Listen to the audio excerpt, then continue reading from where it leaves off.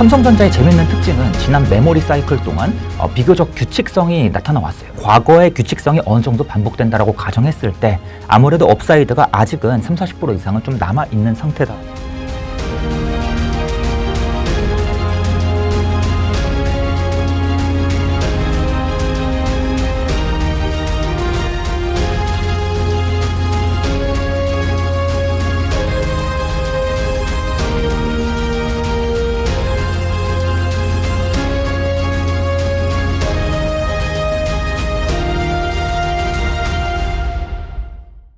행보 반갑습니다. 오늘은 우황재 대표님 모셨습니다. 대표님 반갑습니다. 안녕하세요. 반갑습니다, 시청자 여러분.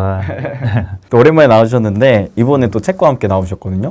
예. 두 번째 책을 집필하게 되었습니다. 네. 이번에 또 약간 반도체 관련된 도서의 역작이 아닌가. 고평가 주셔서 감사합니다.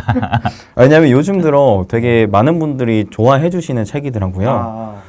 워낙 저희 채널에 반도체 투자하시는 그런 관심이 많으신 분들이 있어서 그런지 요즘 들어 또 얘기가 많이 나오더라고요. 그러시구나. 또 부자TV에 아무래도 공부를 좋아하시고 기업 산업을 공부하시는 분들도 많이 계시다고 들어서 특히 더 좋아해 주신 것 같습니다. 시청자 여러분 정말 감사합니다.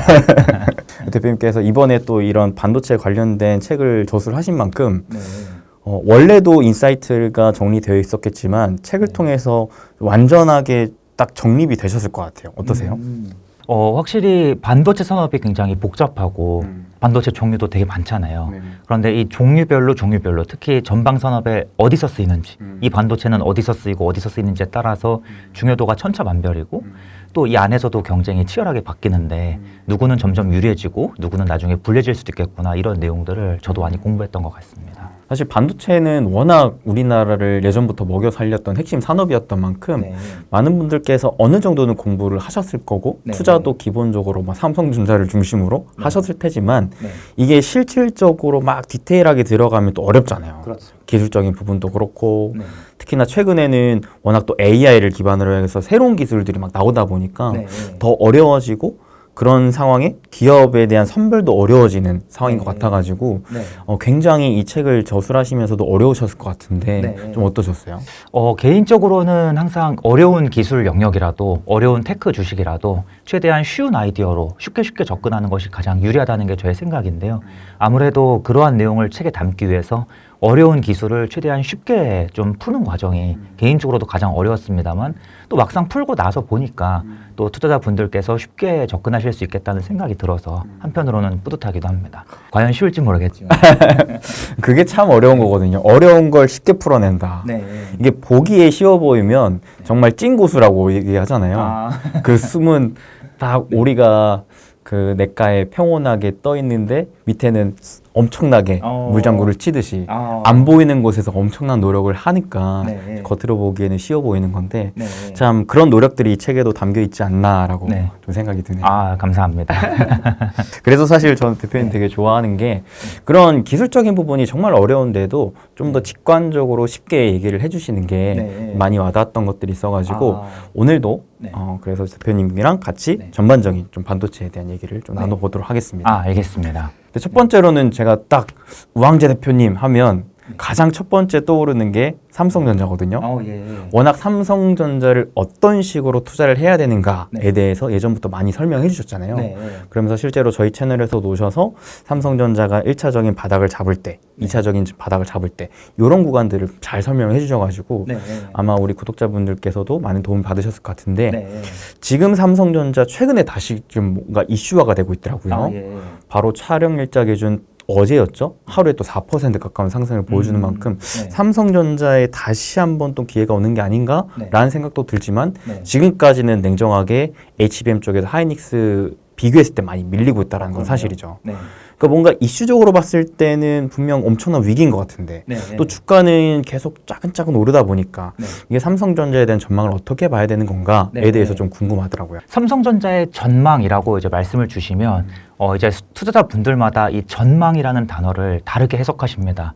그런데 제가 조금 우려스러운 부분부터 먼저 말씀을 드리자면 유튜브로 주식을 공부한 지 오래지 않으신 분들, 아직 투자 경험한 3년, 5년 안 되시는 분들께서는 이 전망이라는 단어를 곧 예측이라고 해석하시는 경우가 많으세요.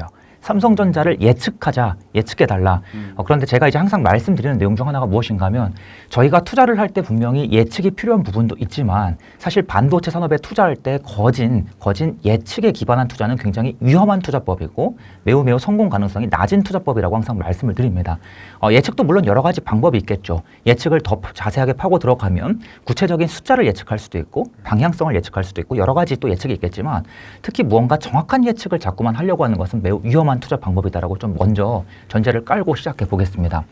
그래서 저는 항상 강조드리기를 무언가 우리가 정교한 예측, 정확한 예측을 하려고 하기보다는 대략적인 방향성을 항상 고민하면서 투자하자. 또는 방향성 고민조차 어려운 경우에는 현재의 위치를 파악하려고 하자. 예를 들어서 저희가 등산을 갑니다. 산을 오르는데 이 산의 높이가 정확히 몇 미터인지를 아는 것이 중요한 것이 아니라 내가 지금 산 대략 중턱에 와 있는지 대략 한 3분의 1 지점에 와 있는지 요 정도만 파악을 해도 내가 얼마나 힘을 분배할지 감이 잡힌다라는 것이죠.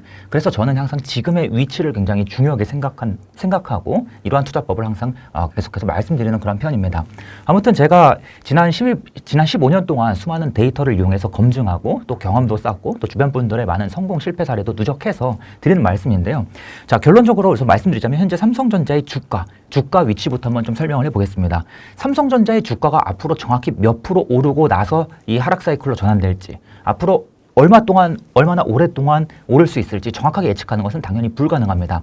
하지만 현재까지 대략적인 위치를 좀 파악해 보자면 삼성전자의 재밌는 특징은 지난 메모리 사이클 동안 비교적 규칙성이 나타나 왔어요. 어떤 규칙성이? 주가가 이 상승과 하락을 반복하면서 상승 사이클과 하락 사이클을 반복해서 나타내 왔는데 그 와중에 상승과 하락을 반복하는 과정에서 이 밸류에이션 지표가 특정한 이 구간에서 형성되는 경향이 강했습니다. 그런데 이 규칙성이 앞으로도 꼭 정확하게 똑같으리란 보장은 없지만 대략적으로 얼추 비슷하게는 반복될 가능성이 매우 높습니다. 그 이유가 무엇인가 하면 반도체 산업의 구조적인 특징 때문입니다. 공급이 매우 타이트하고 3사 과점 체제가 이루어져 있고 이러한 특징들 때문에 전방 산업도 꾸준히 성장하고 그러한 관점에서 봤을 때 현재 지금 이 주가 위치가 어느 정도 수준인가를 살펴보면 지난 메모리 사이클과 비교해서 대략 한 중반 정도 구간에 와 있다. 그래서 대략적으로 과거에 PBR 1에서 2 사이에서 주가가 움직였다라고 하면 현재는 1.5 수준이다라고 좀 말씀을 드려볼 수 있겠는데요. 한 가지 좀 더 재미있는 사항을 말씀드리자면 지금 현 시점에서는 밸류에이션 지표 1.5라고 보일지 모르지만 또 한 가지 중요한 특징은 반도체 본격적인 상승 사이클이 오게 되면 기업들이 많은 돈을 벌어들이죠. 특히 삼성전자와 SK하이닉스는 고정비 비중이 굉장히 높은 기업이기 때문에 한 번 상승 사이클이 오게 되면은 이 영업이익이 급격하게 증가하고 영업이익률이 한 자릿수에서 전 세계 최고 수준의 이익률로 하이닉스 같은 경우에는 지난 메모리 사이클 때 전 세계 기업들 통틀어서 영업이익률이 가장 높은 그러한 기록을 했던 기업이기도 합니다. 사이클 기업들 중에서요. 아무튼 그처럼 영업이익률이 한순간에 막 30, 40%, 50%대까지도 가는 특징을 가지고 있죠. 그러다 보면 어떤 일이 생기냐면 기업들이 돈을 벌게 되고 이 돈을 자본에 누적시키게 되죠. 그럼 자본이 증가하게 됩니다. 그로 인해서 어떤 이슈가 벌어지는가? 이 밸류에이션 지표가 추가적으로 낮아지는 효과가 생기고요. 이로 인해서 그러면 삼성전자의 주가가 지금 1과 2 대략 한 중간쯤 있네라고 생각을 하실지 모르지만 실제로 상승 사이클이 오게 되면 이 자본의 추가적인 증가가 일어나고 PBR의 추가적인 하락이 일어나기 때문에 지금 실질적인 위치는 아직 중간 이하 구간이다라고 보는 게 좀 맞겠다라고 말씀을 드려보겠습니다. 그래서 주가의 위치가 대략적으로 그래서 이러한 주가의 위치만 보면 과거의 규칙성이 어느 정도 반복된다라고 가정했을 때 아무래도 업사이드가 아직은 30-40% 이상은 좀 남아있는 상태다라고 보는 것이 맞겠고 그러면은 언제 삼성전자의 주가가 30-40%가 오를 것이냐 꼭 내일 하루아침에 당장 오른다는 뜻은 아닙니다. 이 사이클이 꾸준히 우상향 가면서 가는 과정에서 스물스물 올라가게 되는 것이죠. 아무튼 그러한 우리는 방향성을 좀 바라보고 투자를 하는 것이 바람직하겠다라고 좀 의견을 드려보겠습니다. 기본적으로 되게 지금까지 사실 반도체는 워낙 사이클 산업이잖아요. 메모리 같은 경우에 말씀하셨다시피 너무나 이 공급자 우위의 시장이기 때문에 만들 수 있는 업체가 제한적이다 보니까 그러다 보니까 계속 PBR도 1에서 2 왔다 갔다 사이클 통해서 이제 움직이게 되는데 현재 수준은 1.5 정도. 1.5인데 실질적으로 추후에 자본 증가를 고려하면 대략 한 1.34 정도 그런 것 같습니다.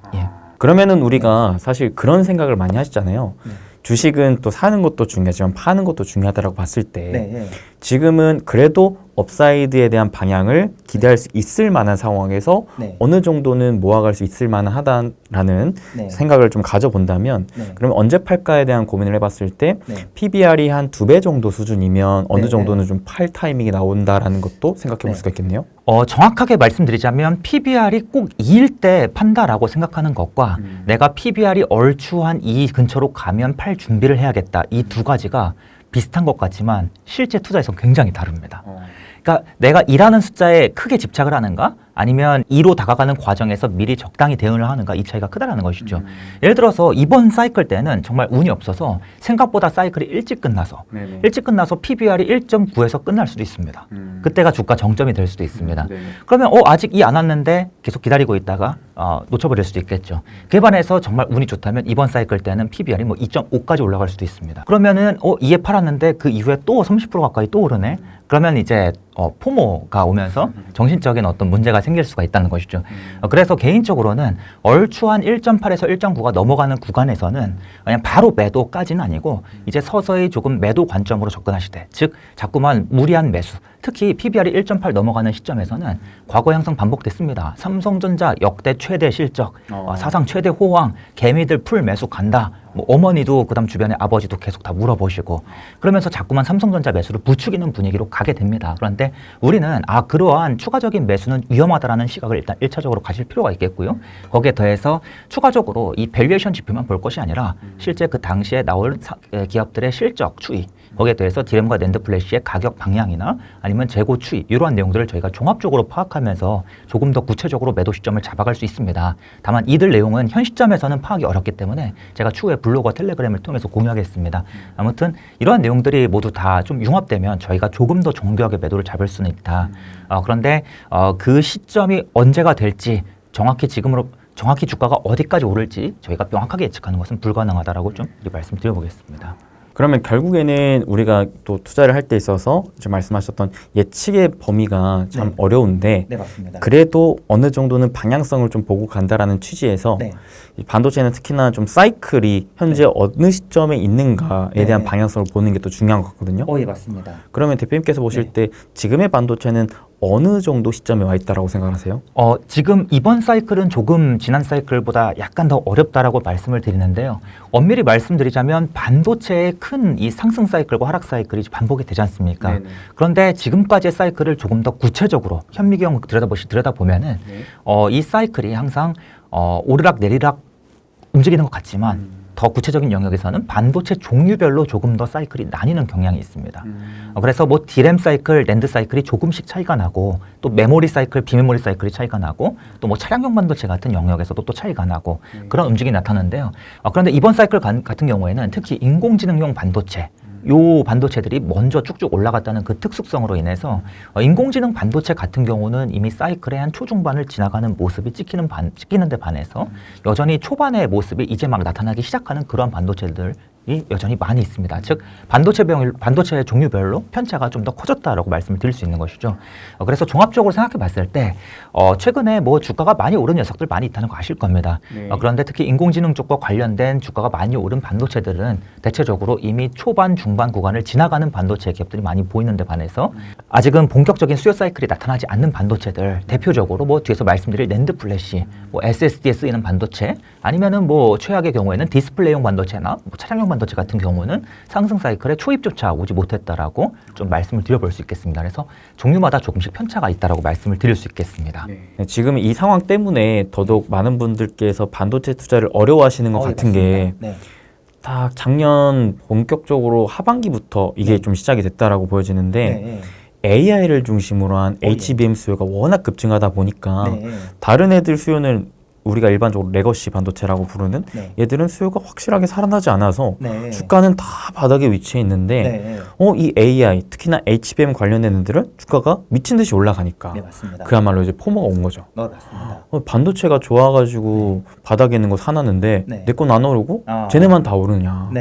내 건 도대체 언제 오르냐. 그러니까 이런 흐름 자체가 지금 이 사이클이 다 부분적으로 다르게 나오고 있기 때문이라는 거죠. 맞습니다. 이 제품 종류별로 편차가 좀 큰 그러한 사이클이라고 볼 수 있겠고요.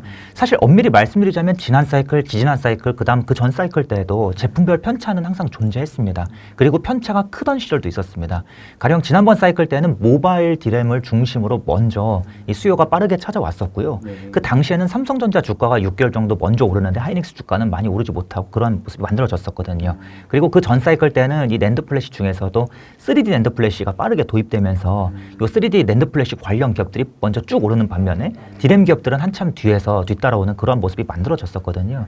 그런데 이처럼 어떤 반도체가 먼저 갈 수는 있더라도 뒤따라가는 반도체들이 항상 있다라는 점을 저희가 꼭 기억해 두면 도움이 될 것 같고요. 그리고 또 한 가지는 보통 반도체 이 사이클이 오는 이 초기 시점에 보통 가장 인기를 얻는 반도체가 그 시기마다 항상 있었습니다.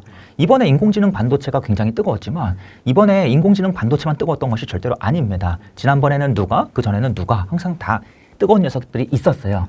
그런데 그 뜨거운 녀석들이 먼저 가장 빠르게 쭉쭉쭉 주가가 오르긴 하는데요. 어느 순간 이들 주가가 너무 빠르게 올랐다라는 것이 이야기가 나오기 시작하면 한 차례 크게 조정을 받을 가능성이 높겠죠. 실제로 과거에 항상 조정을 받았고요. 물론 이 조정이 나온다 그래서 끝은 아닙니다. 이후에도 이들 기업의 주가가 당연히 더 오르는 경향은 나타나왔지만 중요한 점은 이러한 큰 조정이 나타나면 어떠한 모습이 또 관찰되었는가. 가장 인기를 얻었던 반도체뿐만 아니라 이제는 다른 반도체로 점점점 인기가 확산되는 또는 이 투자 자금이 분산되는 그런 모습이 많이 나타나왔습니다. 그래서 제가 이 작년 하반기부터 이제 계속해서 말씀드리길 지금 인공지능 반도체가 가장 뜨겁지만 저희가 다른 반도체도 계속해서 미리 공부해 둬야 하는 이유, 더 나아가서 일부 반도체는 또 미리 사두어야 하는 이유, 그런 내용도 계속 말씀드렸던 이유가 이러한 인기의 분산이 본격화되면 인공지능 반도체도 물론 더 갈 수 있겠지만 지금 이미 사이클의 초중반이 지나가는 요 시점에서는 이제 요 시점부터 이제 상승 사이클이 끝날 때까지 수익률, 기대 수익률이 있을 거 아니겠습니까? 이 기대 수익률 관점에서 보자면 이제는 인기를 못 얻은 반도체 쪽에서 더 큰 수익률이 나올 가능성이 항상 높다. 이는 과거 사이클에서도 마찬가지였다라고 좀 한번 말씀드려 보겠습니다. 그러니까 반도체는 워낙 사이클 산업은 맞는데 중요한 건 그 사이클이 이루어지더라도 그 사이클 때마다의 비슷한 부분도 있고 엄연히 다른 부분도 있다.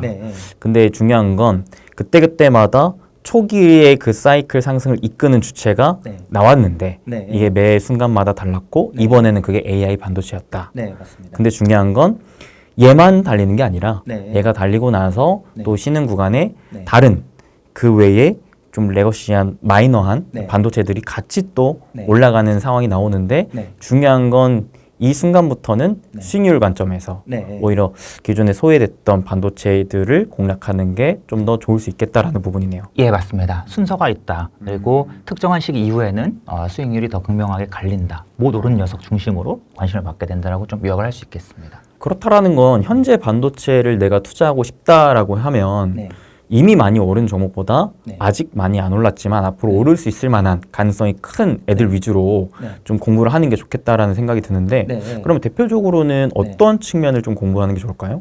지금 반도체 종류가 여러 가지가 있는데 그 반도체 중에서도 아직 관심을 못 받은 반도체가 정말 또 많이 있습니다. 그런데 그 반도체가 꼭 이번 사이클 때 주목을 받으리란 보장이 없습니다. 예를 들어서 극단적으로 지난 2020년, 21년 사이클 때는요. 차량용 반도체가 뒤늦게 주목을 받기 시작했었죠.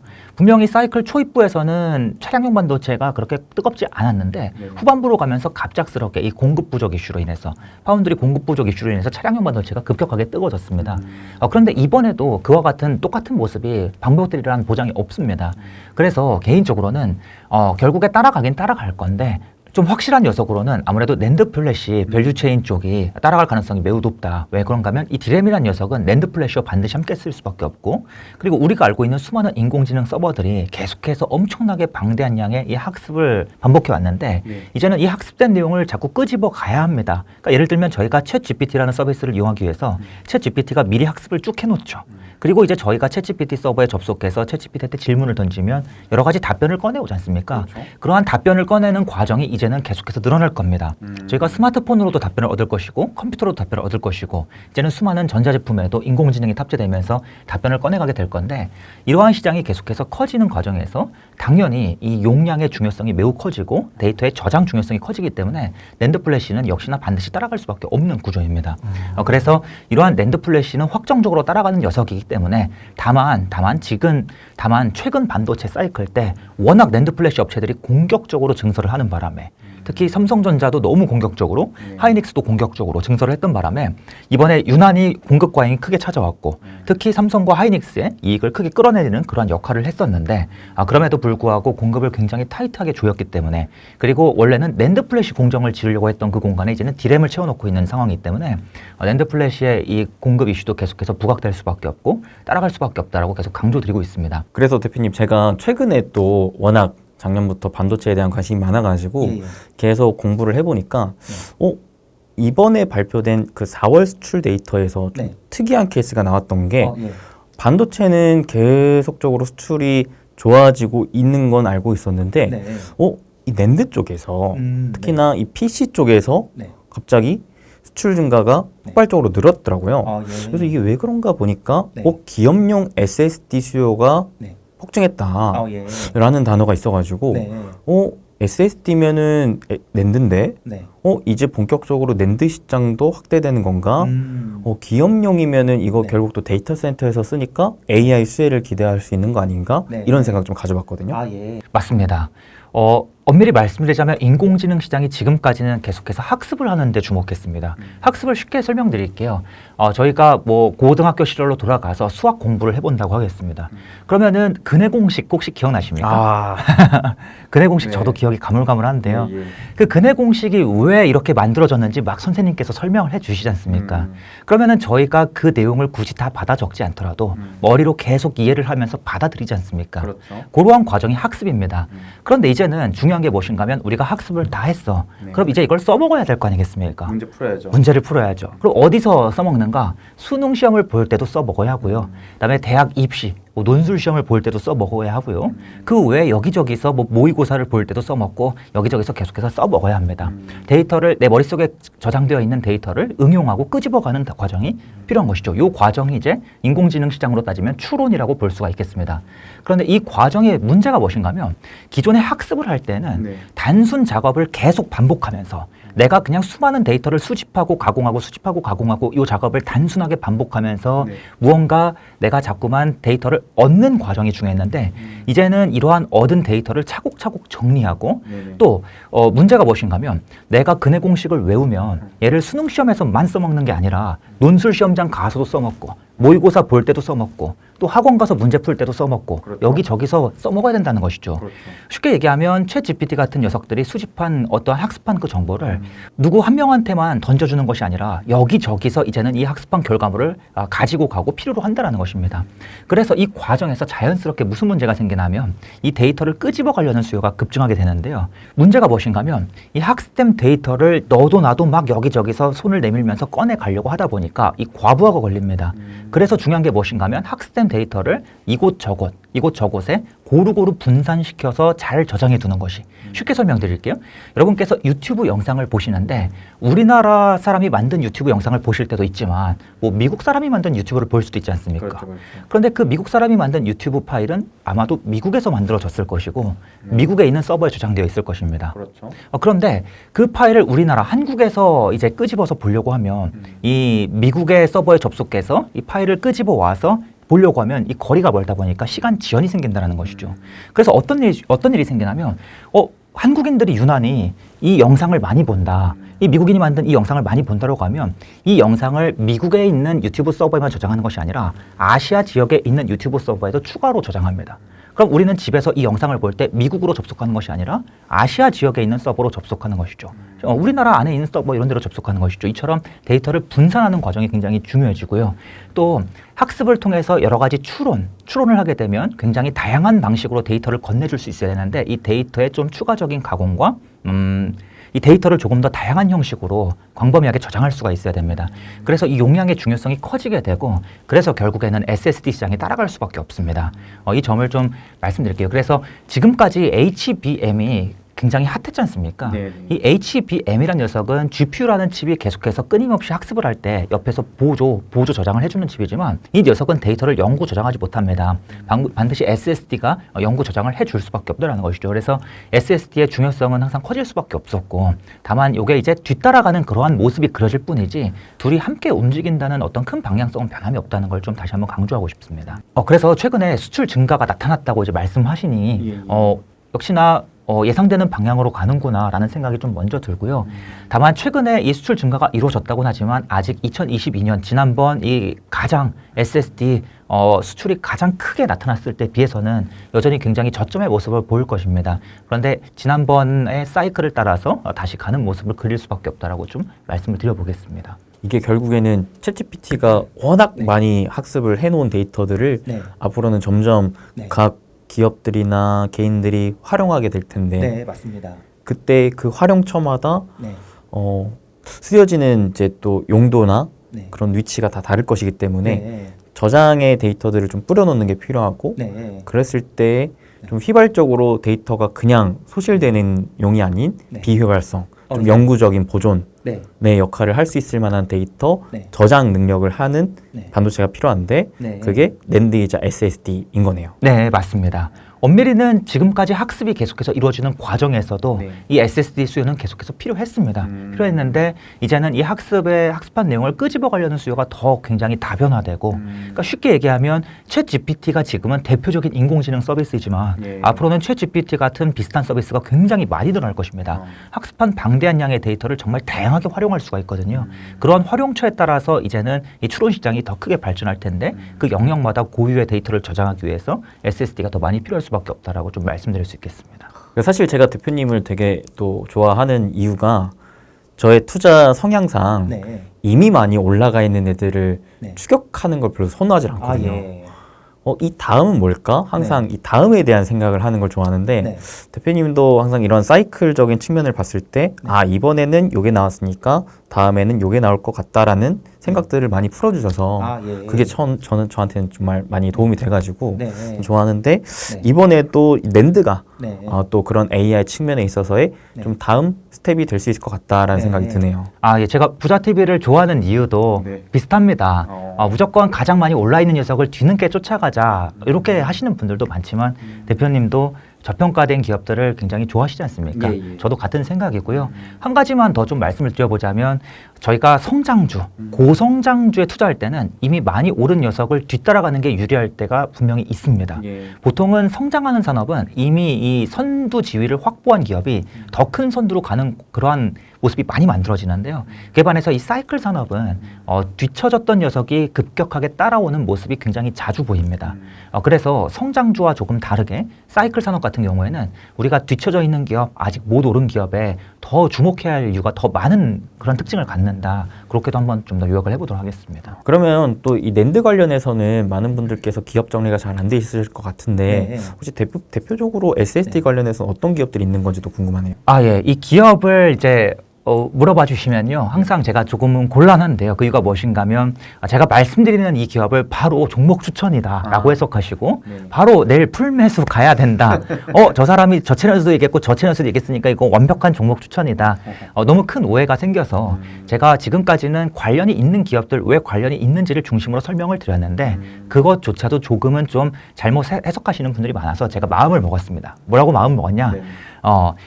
이 관련 기업들 중에서도 상대적으로 좀 못 올라 있어서 상대적으로 안정성이 그래도 확보된 기업들 이런 기업들 중심으로 말씀드리면 그나마 좀 낫겠다. 그래서 그런 기업들을 말씀드려 보겠고요. 그럼에도 불구하고 여러분께서 꼭 기업 분석을 개별로 수행하셔서 그게 여러분한테 맞는 종목인지 내 성향, 내 취향의 종목인지 꼭 함께 살펴보시기 바라겠습니다. 우리나라에서 가장 대표적인 낸드 플래시 관련주라고 하면은 당연하게도 파츠 기업들 중에 사실 우리나라의 이 소재 파츠 기업들이 대부분 낸드 플래시 쪽 비중이 훨씬 더 높습니다. 그 이유가 무엇인가 하면 이 반도체를 만드는데 소재 파츠 기술력은 사실 해외 기업들이 훨씬 더 뛰어나요. 우리나라 기업들이 대부분 후발 기업들입니다. 그래서 가장 쉬운 영역을 먼저 시작해서 먼저 사업을 확장하는데 공교롭게도 전체 반도체 중에 가장 트라이를 해보기 쉬운 영역이 낸드 플래시입니다. 낸드 플래시가 디램 또는 비메모리 반도체보다 더 만들기 쉽거나 진입이 쉬운 특징이 있습니다. 그래서 우리나라의 많은 소재 파츠 기업들이 낸드 쪽에 민감하고요. 그 중에서 특히 어떤 기업들이 좀 낸드 플래시 노출도가 높은가?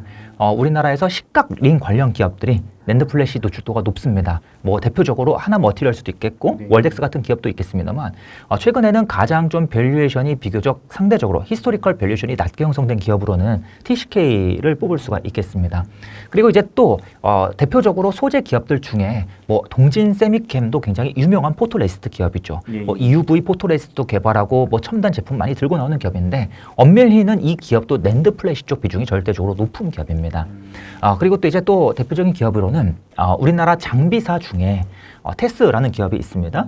이 테스라는 기업이 CVD라는 장비를 만드는데 CVD라는 장비는 뭐 ALD보다 기술이 좀 더 떨어지는 거 아니에요? 뭐 이렇게 생각하실 수도 있고 아니면 아니 주성 엔지니어링이나 유진테크도 증착 장비를 만드는데 걔네는 많이 오르던데 테스는 왜 못 올라요? 기술력이 떨어지는 거 아니에요? 라고 물어보시는 경우도 많습니다. 그런데 조금 차이가 있다면 주성 엔지니어링이나 유진테크는 특히 디램 쪽 노출도가 굉장히 높은 기업이고요. 테스는 낸드 플래시 노출도가 70% 이상인 기업이기 때문에 지금까지 상대적으로 더 소외가 될 수밖에 없었습니다. 왜? 지금 낸드 플래시가 공급 과잉인데 삼성전자 하이닉스가 당연히 설비 투자를 하는 과정에서 디램을 먼저 투자하고 낸드는 나중에 투자한다는 것이죠. 그래서 낸드 플래시에 대한 이 투자 기대감이 없다 보니까 테스가 계속해서 관심을 받지 못했지만 결국에 이 KPX 사이클이 오게 되면 디램도 투자하지만 낸드도 투자할 수밖에 없다. 이 낸드를 투자하는 이유는 공급이 딸릴 것이기 때문이기도 하지만 낸드 플래시의 기술 변화를 따라가기 위해서도 또 투자가 필요합니다. 이 과정에서도 역시나 테스의 장비가 지난번처럼 또 팔릴 가능성이 매우 높기 때문에 지난번에 사이클이 반복될 가능성이 높은데 주가는 여전히 사이클의 바닥 구간에 있다라고 좀 말씀을 드려보겠습니다.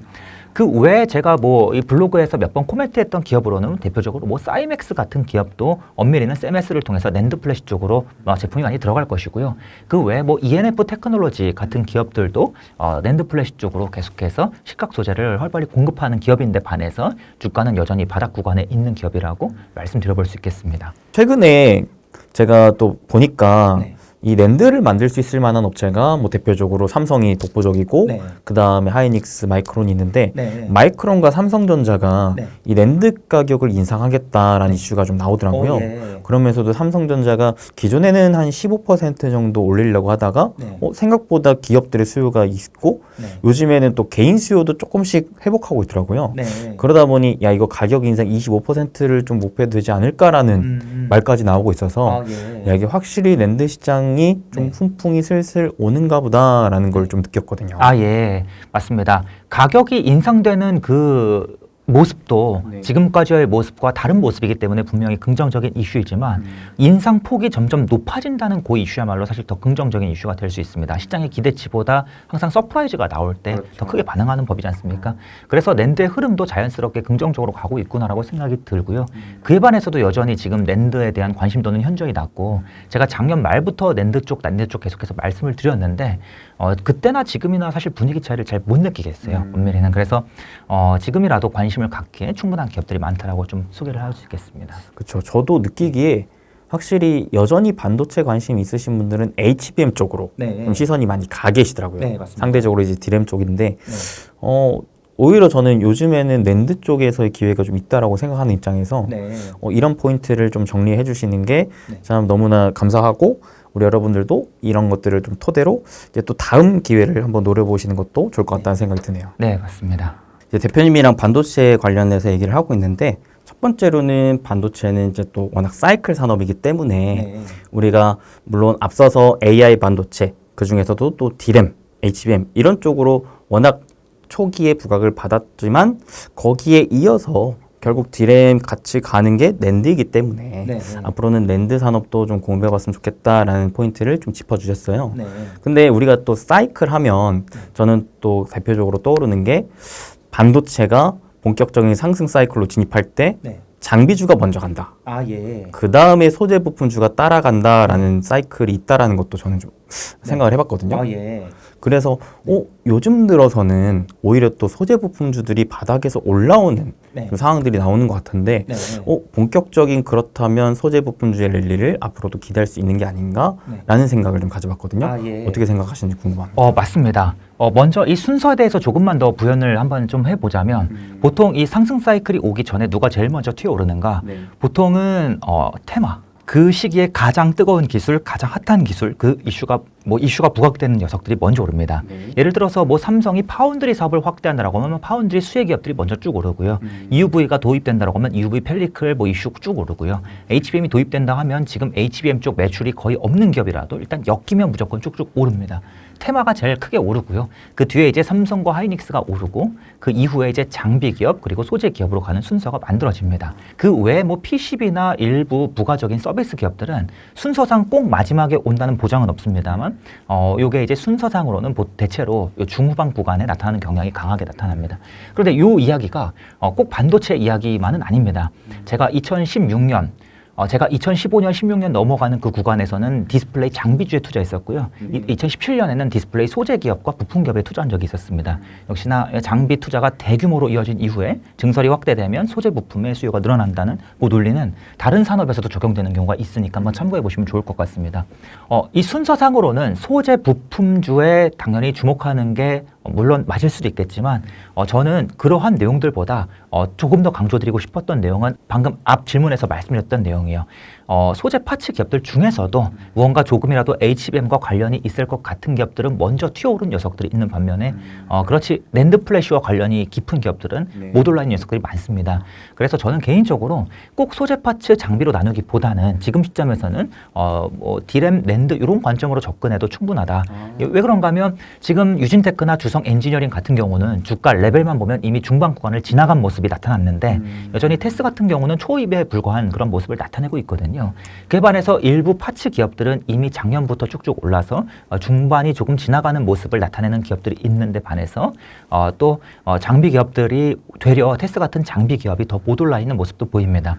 그래서 저는 개인적으로는 소재 파츠 관점으로 접근하는 것도 좋지만 낸드 플래시 그 안에서도 낸드 플래시 관련 기업에 주목하면 더 좋겠다라고 한번 좀 의견을 드려보겠습니다. 이게 장비주만 봐도 HBM 수혜를 받아가지고 올라갔던 종목군들은 슬슬 좀 힘이 빠지는 것 같은데 많이 빠지죠. 네, 요즘에 또 낸드 관련한 장비주들은 오히려 또 올라오는 경향이 또 있더라고요. 맞습니다. 지난번 사이클을 가만히 살펴보면 분명히 가장 뜨거운 기술이야. 그래서 우리가 제일 먼저 올랐어. 근데 실제로 매출이 별로 못 따라오는 것 같아. 네네. 우리가 예를 들어서 HBM 쪽에 엮여서 HBM 관련 장비를 공급한다고 쭉쭉 떴는데 실제로 HBM 매출 비중이 이만큼밖에 안 돼. 이런 기업들은 굉장히 흥미롭게도 반도체 전체, 이 전반적인 반도체 모든 반도체 기업들의 이 폭발적인 이 상승이 쭉쭉쭉 그려지는 과정에서 되려 수익률이 저조하거나 되려 마이너스를 기록하는 모습도 많이 나타나왔었습니다.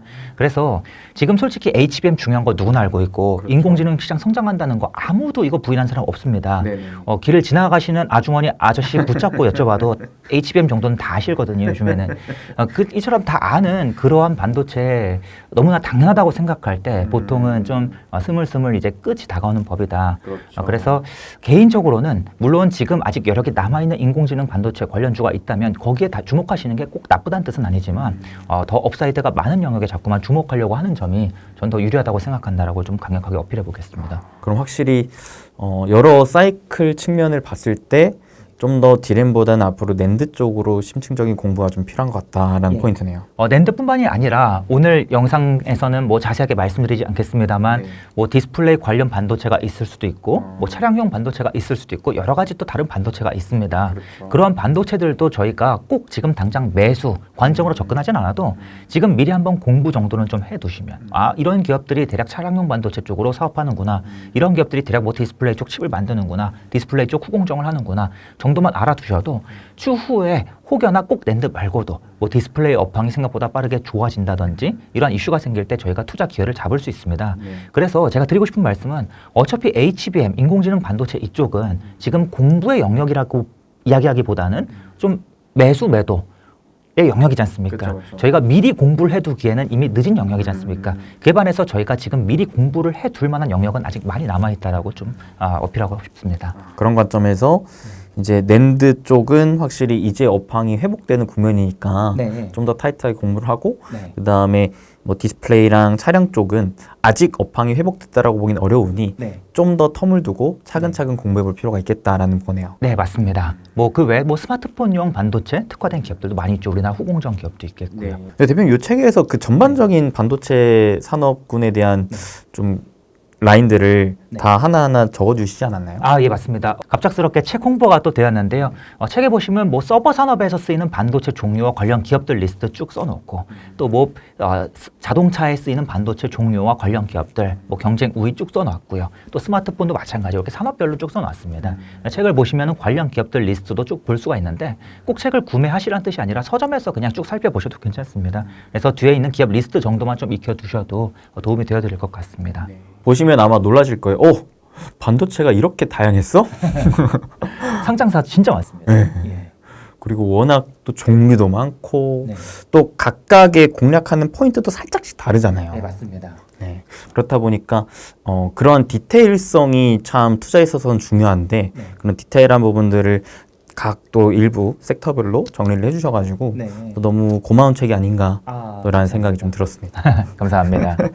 네. 그러니까 저도 참 대표님이랑 이런 투자의 가치관이 좀 잘 맞는 게 저도 항상 말을 하는 게 주가가 올라간 거는 공부할 수가 없다. 네. 네. 이거는 지금 당장 내가 사냐 마냐 매매에 대한 판단을 내려야 되는 부분이고 네. 저는 항상 그런 경우가 많았거든요. 내가 공부를 할라 치면 이미 올라가서 못 사고 네. 그러면 너무 아쉽잖아요. 나는 이미 공부를 해놨는데. 네. 그래서 차라리 저는 오히려 하락장 같을 때, 네. 업황도 안 좋을 때, 네. 이럴 때 미리미리 공부해서 네. 앞으로 좋아질 때 뭐가 더 치고 올라갈까를 네. 미리 공부해 놓는다면 네. 이게 올라가는 순간에서 보다 나의 기준이 잡히니까 자신감도 생기고 확신도 생겨서 비중도 더 담을 수 있고 네. 수익률도 잘 모르면은 항상 오르거나 떨어지거나 불안하잖아요. 네. 네. 올라도 불안하더라고요. 모르면. 맞습니다. 이걸 지금이라도 팔아야 되는 건가? 네. 근데 또 알면 내가 정해놓은 기준대로 또 사고 팔고 하면 되는 거라 네. 네. 참 이런 시기에 공부라는 관점에 있어서는 네. 낸드, 디스플레이, 차량용 이쪽으로 차근차근 공부해가면 너무나 좋을 것 같다는 생각이 다시 드네요. 예, 맞습니다. 좀 두 가지만 더 말씀드리고 싶은 부분이 있는데요. 제가 이 기업들 뭐 이러한 유형의 섹터들 공부하시면 도움이 될 겁니다라고 말씀드리면 보실 때는 굉장히 쉽습니다. 그래 뭐 공부하면 되지. 근데 실제로는 공부하는데 보통 한 정말 짧아도 막 한두 달 이상, 길면은 6개월 이상 걸리는 그러한 기업들, 산업들이 정말 많습니다. 어떤 기업은 한 기업만 붙잡고 한 달 내내 공부해야 되는 경우도 있어요. 그래서 이 공부라고 하면 내가 너무 여유 부리면서 접근할 수 있는 영역이라고 생각하기보단 지금 당장 공부를 시작하셔도 어쩌면 느릴 수도 있는 그런 기업들도 있을 수 있다고 좀 말씀드리겠고요. 또 한 가지는 미리 공부해서 남들보다 이 기업을 먼저 매수해서 먼저 들어가서 큰 수익이 날 때 그 희열이요. 정말 딱 한 번, 두 번, 세 번만 느끼면 이제 자신감은 정말 주식시장 최고 수준으로 풀충전될 겁니다. 그 경험을 딱 한두 번만 만들어 나가셔도 이 공부의 중요성이 더 크게 느껴지실 것이다라고 좀 말씀을 드려보겠습니다. 근데 제가 최근에 또 낸드를 공부하면서 예. 한 가지 또 괜찮은데 라고 생각했던 포인트가 네네. 워낙 지금 반도체뿐만 아니라 전반적인 주식시장에서 가장 큰 핫한 이슈로 떠오르고 있는 게 AI잖아요. 아, 예, 맞습니다. 그래서 AI로 처음에는 반도체가 강했다가 요즘 들어서는 야, 저 데이터 센터에 저렇게 PC 많이 세팅하게 되면 저거 전력 누가 감당할 건데 이거 공급도 되게 중요해 하면서 막 발전기, 네. 전선 맞습니다. 내지는 요즘에는 또 막 에너지단까지도 그 수혜가 차근차근 옮겨가면서 이동되더라고요. 네. 그러면서 동시에 야, 저거 이 우리가 컴퓨터 돌려서 알겠지만 발열 문제 심각해. 네. 저거 발을 잡기 위해서 냉각 시스템도 중요하다 하면서 네. 또 막 액측 냉각 이런 것도 부각받더라고요. 네. 그럼 결국에는 이게 가장 중요한 게 결국 AI를 많이 하려면 여러모로 반도체도 중요하지만 네. 그 AI가 잡아먹는 전기도 중요하다라는 아, 예. 포인트인 것 같아요. 네, 맞습니다. 그러면 결국 이 반도체 입장에서 중요한 건 얼마나 전력을 많이 안 잡아먹게끔 만드느냐. 네. 사실 GPU 좋은 건 다 알겠지만 GPU도 문제가 전력을 많이 잡아먹잖아요. 그런 관점에서 낸드 중에서도 그 SSD를 보니까 기존의 하드디스크보다 확실히 전력 효율 측면에서는 좋더라고요. 네. SSD가 전력 효율 측면에서는 좋죠. 좋은데 이제 데이터 저장 안정성은 하드보다 떨어지다 보니까 아직은 하드를 잠식해 나가는 과정에 있습니다만 계속해서 SSD의 전력 소모, 전력 효율이 더 좋아지고 있기 때문에 네. 이제는 하드의 시대가 점점 종말로 간다고 보고 있습니다. 저는 이런 걸 되게 좋아하거든요. 네. 새로운 산업이 기존의 산업을 대체해가면서 네. 구조적 성장을 하는 것. 예, 너무 좋죠. 네, 그러면은 네. 이 초입기에만 잘 노려보면 네. 충분히 이 업사이드에 대한 목표치도 네. 어느 정도 수치화시킬 수 있잖아요. 네. 기존 하드디스크를 사용하던 것들을 대체해가는 개념이니까. 네, 맞습니다. 그래서 요즘에는 저는 좀 더 SSD 쪽에 좀 관심이 네. 많은데 예. 아까 이제 말씀해 주셨던 기업들이 또 SSD랑도 연결지어서 생각해 볼 수도 있는 건가요? 그럼요. 아까 말씀드린 기업들이 결국에 SSD란 녀석을 집에 뜯어보시면 그 안에 낸드 플래시 칩들이 여러 개가 붙어 있습니다. 네. 그 칩들이 가장 핵심이라고 볼 수 있고요. 물론 SSD에 특화된 밸류 체인도 있긴 있습니다. SSD용 테스터를 만드는 기업이나 아니면 요 들어가는 컨트롤러하는 칩을 설계하는 기업도 있긴 있는데 네. 개인적으로는 이들 기업은 좀 불확실성이나 약간 좀 지난 레퍼런스가 부족한 기업이 있거나 유명한 기업이 있죠. 뭐 파두라는 기업 대표적으로 그들 기업보다는 항상 꾸준했던 기업, 반복될 수밖에 없는 기업들을 중심으로 좀 말씀드렸다라고 보시면 되겠고요. 결국에 SSD 확장의 수요는 낸드 플래시 관련 밸류 체인의 수요라고도 볼 수 있겠습니다. 최근 들어서 뭐 SSD에 뭐 QLC라는 기술이 도입된다. 네. 뭐 QLC의 수혜를 찾아라. 막 이런 얘기도 많이 들려요. 근데 네. 사실 QLC에 특화된 수혜는 없습니다. 거의 없고요. 사실상 낸드 플래시의 기존의 어떤 성장이 이제 QLC로 이어서 그냥 꾸준히 지속되는 정도로 해석하는 게 맞겠다라고 좀 말씀을 드려보겠습니다. 근데 사실 저전력에 대한 키워드만 보더라도 네. 막 저전력 반도체, 네. 그 다음에 뭐 또 NPU, 뭐 뉴로모픽 이러한 또 새로운 단어들이 또 나와서 네. 야 이게 또 뭐가 중요한 건가, 뭐 이렇게 또 새로운 기술들이 많나 좀 어질어질하던데 차기에 우리가 좀 GPU 다음 스텝을 좀 생각해 봤을 때 예. 좀 어떠한 반도체를 좀 더 공부해 보면 좋겠나라는 예. 생각은 어떻게 보시나요? 예. 엔비디아가 만드는 GPU 중에 가장 대표적인 제품이 H100이라는 제품이 있습니다. 이 제품이 이제 인공지능 쪽에서 쓰이는 학습용 GPU인데요. 네. 이 칩이 굉장히 대단한 게 무엇인가 하면 저희 가정용 컴퓨터 있지 않습니까? 네네. 이 가정용 컴퓨터 중에서도 좀 컴퓨터를 비싸게 살 때가 있지 않습니까? 게임 좋아하시는 분들은 네. 100만 원짜리 컴퓨터보다는 200만 원, 300만 원짜리 컴퓨터를 사시잖아요. 그리고 저는 또 편집자들 예. PC 구매하니까 깜짝 놀랐어요. 정말 비싸죠. 네. 난리 나더라고요. 그렇죠. 그런데 이처럼 좋은 PC일수록 전력 소모도 더 큽니다. 네. 그래서 안에 파워 서플라이라는 부품이 들어가지 않습니까? 컴퓨터에. 네네. 이 파워 서플라이의 용량이 있죠. 전력 소모 용량. 뭐 500와트짜리도 있고 700도 있고 800도 있고 네. 좀 좋은 컴퓨터 쓰시는 분들은 아마 800, 900 정도 쓰실 겁니다. 그런데 바로 이 엔비디아의 GPU 칩 혼자서 소모하는 전력량이 거의 이 컴퓨터 한 대에 준합니다. 거의 700와트에서 800와트에 달해요. 어마무시한 전력입니다. 그래서 게임을 좋아하시는 분들은 전기세가 많이 나와요. 특히 게임을 맨날 자주 하시는 분들은 이 전기세가 진짜 5만 원 넘게 나올 수도 있습니다. 이 컴퓨터로만. 근데 그 정도의 전력을 이 GPU 칩 혼자서 다 해먹는다라고 보시면 되겠고요. 이 GPU 칩이 지금까지 300만 개가 넘게 팔렸는데 이들 칩이 소모하는 전력량이 좀 중소형 국가, 한 개 국가가 소비하는 전력량과 맞먹습니다. 뭐 예시를 보면은 과테말라가 소비하는 전력량보다 높다. 아니면 미국의 뭐 애리조나 주의 전력량보다 높다. 뭐 이러한 예시들이 많이 보이거든요.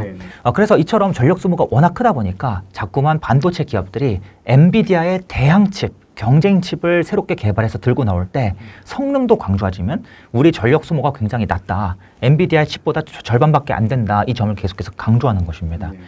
그래서 새로운 칩들이 계속해서 등장하고 있는데요. 굉장히 아쉽게도 이 엔비디아 GPU 칩을 대체할 수 있는 그러한 상황은 아닙니다. 그럼에도 불구하고 주목할 점은 이 인공지능 시장이 앞에서도 말씀드렸지만 학습 시장에서 추론 시장으로 점점 확대될수록 무슨 일들이 벌어지는가? 훨씬 더 다양한 서비스가, 훨씬 더 다양한 칩들이 필요합니다. 예를 들어서 내가 근해 공식이란 걸 공부를 했어요. 이걸 이용해서 수능 문제를 풀 때랑 그 다음에 대학교 입시 과정에서 논술 시험에서 논술 문제를 풀 때랑 이 식을 적용하는 방법이 달라진다라는 것이죠. 그러면 어떤 이슈가 생기냐면 내가 이 수능 문제를 풀 때 그리고 논술 문제를 풀 때 각각 다른 종류의 반도체 칩을 이용해서 이 각각의 계산을 수행할 수 있다는 것입니다. 그래서 이처럼 추론 시장으로 갈수록 칩의 종류가 더욱더 다양해지고 특화된 니치 마켓을 공략하는 그러한 칩들이 많이 등장합니다. 지금 AMD의 칩과 인텔의 칩도 이러한 시장을 공략한다라고 볼 수 있겠고요. 또한 한 가지 나아가서는 이제 엔비디아의 GPU가 너무나 공급 부족이니까 그리고 전력 소모도 크니까 우리가 자체 칩을 개발할게. 누가? 구글이, 뭐 메타가, 마이크로소프트가 이들 기업이 계속해서 자체 인공지능 칩을 개발하려고 들고 나오고 있거든요. 이러한 칩들도 바로 이러한 영역에서 쓰일 칩들이다라고 좀 볼 수가 있겠습니다. 그러니까 요즘에 막 탈 엔비디아라고 하면서 기업들이 다 자체적으로 반도체를 만들려고 하는 니즈가 점점 강해지더라고요. 예, 맞습니다. 이처럼 특화된 기능의 칩을 만들면 좋은 점은 이 칩은 오직 특화된 기능만 수행하기 때문에 전력 소모를 대폭 낮출 수 있다는 것이죠. GPU는 정말 범용적으로 만들어진 칩이기 때문에 불필요한 기능을 자꾸만 반복적으로 수행하거나 아니면은 분명히 과부하가 걸리는 어떠한 연산 단계에서 집중적으로 칩이 돌아가면서 이 발열과 전력 소모가 더 커지는 문제가 생기는데 더 특화된 칩들의 수요가 늘어나는 그런 구간에 있다라고 좀 말씀을 드려보겠습니다. 그래서 사실 저는 이러한 시대의 흐름에 따라서 글로벌로 봤을 때는 퀄컴이라는 기업이 좀 수혜를 받을 수 있지 않을까라는 생각도 해봤거든요. 퀄컴도 사실 수혜를 볼 수 있는 기업이긴 한데요. 가장 대표적으로 수혜를 보는 기업은 엄밀히 말씀드리자면 바로 이 설계도를 공급하는 기업이나 설계 프로그램을 공급하는 기업이 가장 큰 수혜를 보긴 합니다. 특히 전력 소모를 낮추기 위해서는 칩을 설계를 하는데 우리가 흔히 칩을 개발한다라고 생각하면 이 칩을 정말 백지 상태에서 처음부터 개발한다라고 생각하시는 분들이 많으세요. 근데 그건 불가능합니다. 수많은 기업들이 새로운 반도체 칩을 개발할 때 백지 상태에서부터 시작하지 못합니다. 어느 정도 완성된 설계도를 사와서 짜집기해서 완성하는 그러한 구조로 가게 되는데 이때 이 원본 설계도를 어디서부터 가져올 것인가? 특히 암이라는 기업으로부터 많이 사옵니다. 암이 바로 이 저전력 설계도에 굉장한 강점을 가지고 있거든요. 그래서 이러한 기업들이 가장 큰 수혜를 보는 게 이제 일반적이고 거기에 더해서 이제는 수많은 기업들이 이 고사양 GPU에 버금가는 새로운 인공지능 칩들을 계속해서 설계하다 보면 당연히 이들 칩은 성능이 굉장히 높은 칩일 가능성이 높고 또 첨단 공정이 쓰일 가능성이 매우 높습니다. 흔히 얘기해서 뭐 40나노, 100나노 공정보다는 뭐 5나노, 3나노 공정이 쓰일 가능성이 높다는 것이죠. 그러면 이러한 이 첨단 공정 이 과정을 설계할 때 이 설계도를 그리는 과정에서 설계 프로그램이 필요한데 이 프로그램이 당연히 더 비쌉니다. 고난이도 공정을 이용할수록 설계 프로그램도 훨씬 더 비싸져요. 그래서 뭐 케이던스, 시노십스와 같은 기업들이 설계 프로그램을 공급하는 과정에서도 이득을 본다라고 볼 수가 있겠습니다. 물론 퀄컴도 수혜를 보지만 퀄컴은 비교적 모바일 기기용으로 아직은 자체 칩을 중심으로 좀 확대하는 경향도 없지 않아 있습니다. 그래서 이들이 워낙 설계를 하면 실질적으로 테스팅을 해야 되잖아요. 이게 반도체를 이 설계 돌면으로 실제로 만들 수 있는 건가 라는 거에 있어서 테스트를 할 때 필요한 또 그 소켓 그러면서 그 소켓은 또 계속 쓰여지는 부품이다 보니까 좀 지속적인 수혜를 좀 받고 있는 것 같은데 그래서 실제 이 소켓 만드는 기업들의 주가도 차근차근 우상향을 하고 있더라고요. 맞습니다. 우상향을 해왔는데요. 아쉽게도 소켓 기업을 제가 참 좋아합니다. 제가 얼마 전에 ISC에 투자했을 때 뭐 블로그에 글 쓴 내용도 있었고 또 제가 지금도 여전히 장기 투자 계좌에서 주력으로 보유하고 있는 중에 리노공업이라는 기업도 있고 한데 아쉽게도 이들 기업이 소켓이 계속해서 수요가 늘어난다. 전방 시장이 커진다라는 점도 분명히 중요한 포인트가 되겠지만 꾸준히 성장하는 기업일수록 당연히 우리 투자자 입장에서 중요한 것은 이들 기업의 주식을 최대한 쌀 때 매수하는 것이 더 중요하거든요. 어차피 꾸준히 성장하는 기업은 주가가 어느 정도 성장할 업사이드가 비교적 정해져 있습니다. 그 와중에 업사이드가 더 커지는 구간과 더 작아지는 구간이 있는데 바로 무엇에 의해서 결정되는가? 밸류에이션에서 결정됩니다. 근데 아쉽게도 이들 기업은 제 기준에서는 밸류에이션이 이미 하단 구간 그리고 상단 구간을 기준으로 봤을 때 이미 중반 구간을 넘은 상황이기 때문에 좀 강력하게 추천 관점으로 말씀드리긴 다소 어렵고 다만 이번 반도체 사이클이 끝나고 나서 이들 기업이 아무리 좋다고는 하지만 분명히 주가는 또 크게 떨어질 것입니다. 그때 여러분께서 한번 또 기회로 삼으시면 더욱 좋을 것 같다라고 좀 의견을 전해드리겠습니다. 저도 사실 개인적으로 리노공업이라는 기업을 되게 좋게 본 입장에서 차트를 길게 들여다보면은 정말 예전부터 차근차근하게 우상향을 계속 반복해서 이어져 오고 있더라고요. 네, 맞습니다. 그래서 반도체 사이클이 좀 안 좋아졌을 때 그럴 때 참 안정적으로 사모으기 좋은 기업 중에 하나지 않나라는 생각도 해봤거든요. 맞습니다. 이 리노공업이라는 기업이 지금 계속 좋은 이야기만 나오고 좋은 기사만 나올 것 같지만 반도체 사이클의 정점이 지나는 과정에서는 충분히 주가가 떨어질 만한 이슈도 많이 나옵니다. 얼마든지 그때를 기회로 삼으시면 좋을 것 같고요. 그래서 나는 조금 단기적인 성향을 지향한다. 나는 뭐 진짜 뭐 한두 달 정도 투자를 지향한다라고 하신다면 여러분의 트레이딩 전략에 맞춰서 접근하시면 좋을 것 같습니다. 저는 개인적으로 한 종목을 사면 최소한 1년 이상은 보유하자 주의이기 때문에 제 관점에서 말씀드렸다는 점을 좀 한번 말씀드려 보겠습니다. 대표님과 계속 반도체 공부하는데 이게 계속 반도체 쪽을 공부하면서 많이 또 느끼는 게 요즘 따라 더 이걸 느끼는 것 같아요. 야, 기술이 참 새로운 것들이 많이 만들어지고 이 기술의 패권을 누가 잡고 있는지도 참 중요한 것 같다. 가령 뭐 한미 반도체만 보더라도 어떤 기술의 좀 독점적인 지위를 갖고 있는 기업이 확실히 좀 영업이익률도 높고 주가 상승 폭도가 좀 큰 이런 현상이 좀 나오는 것 같고 확실히 요즘 들어서는 AI라는 그 새로운 또 트렌드에 따라서 이거를 좀 잘 할 수 있게 만드는 기술력 그걸 또 누가 많이 사주는가 이런 게 참 중요한 것 같다라는 생각을 좀 개인적으로도 그렇고 많은 분들도 좀 하고 계시는 것 같은데 이게 사실 이 기술이 과연 정말 좋은 기술이느냐 내지는 이 기술을 누가 얼마큼 많이 사용할 것이느냐 이런 걸 판단하는 게 참 어렵더라고요. 아, 그렇죠. 개인적으로 기술력 또는 기술에 대해서 질문을 주시면 하고 싶은 이야기가 진짜 많습니다. 맘먹고 떠들면 6시간도 떠들 수 있는데요. 하고 싶은 이야기가 많은데 그중에 저의 생각을 좀 가감 없이 한번 제 신념대로 한번 풀어보겠습니다. 아무래도 당연히 반도체 기업들은 기술주에 해당하고 기술력이 가장 중요할 것만 같죠. 그런데 실제로 투자할 때는 꼭 그렇지 않습니다. 더욱이 중요한 점은 저희가 이 기업들에 투자를 하다 보면 기술이 빠르게 변하는 영역이 있고 천천히 변하는 영역이 있지 않습니까? 예를 들어서 지금 후공정 쪽은 굉장히 하루가 멀다 하고 빠르게 변하지 않습니까? HBM 후공정 기술만 하더라도 지금 1년마다 계속 변하고 있습니다. 하지만 가만히 살펴보면 이 반도체 산업에 있는 모든 영역에서 기술이 빠르게 변하는가? 그렇지 않습니다. 제가 항상 자주 받는 질문이 무엇인가 하면 오도리님, 이 기술이 너무나 빠르게 변하기 때문에 반도체 주식은 내가 접근을 못 하겠어요. 너무나 어려워요. 많이 물어보세요. 근데 그건요, 기술이 빠르게 변하는 기업만 보셨으니까 그런 겁니다. 대표적으로 반도체 공정 중에 여러 공정이 있는데 뭐 식각 공정이 있다고 해보겠습니다. 식각 공정에서 사용되는 여러 가지 소모품 중에 식각 링이라는 녀석이 있어요. 하나 머티리얼스, 월덱스 같은 기업들이 공급합니다. 그런데 이러한 식각 링 기술은요, 물론 점진적으로 변화가 일어나고 발전이 이루어지지만 또 나름의 기술력이 있지만 이 기술이 굉장히 오랜 기간에 걸쳐서 서서히 변하기 때문에 사실상 우리가 변화를 체감하기 매우 어려운 영역이고요. 그러다 보니까 당연히 이들 영역은 우리가 투자할 때 기술력이 가장 중요한 것이 아니라 당연히 반도체 사이클이나 뭐 영업 환경과 같은 변수가 훨씬 더 중요해집니다. 또는 증설과 같은 변수가. 그 이유가 무엇인가 하면 증설, 영업 환경과 같은 변수는 굉장히 빠르게 변하지만 기술력은 매우 천천히 바뀌기 때문에 저희가 기술력에 신경을 굳이 쓸 필요 없이 영업 환경에 의존하면서 투자를 하는 것이 훨씬 더 유리해진다는 것이죠. 이처럼 기술이 빠르기 때문에 투자가 어려워요 라고 말씀하시는 것은 기술이 빠른 기업만 보셨기 때문입니다. 이건 반도체 이야기뿐만이 아닙니다. 다른 산업에서도 똑같이 적용이 돼요. 대표적으로 2차 전지만 보시더라도 양극 쪽에 이 소재를 공급하는 양극재 업체들은 하루가 멀다 하고 기술이 바뀌지만 음극 쪽에 음극 관련 소재를 공급하는 기업들은 이 기술 변화가 거의 10년마다 한 번씩 바뀔 정도로 천천히 일어납니다. 그럼 이 똑같은 건전지인데 그 안에 이 플러스냐 마이너스냐에 따라서도 내 투자 관점, 투자 방식, 공부해야 되는 뭐 그 기간 모두 다 바뀐다라는 것이죠.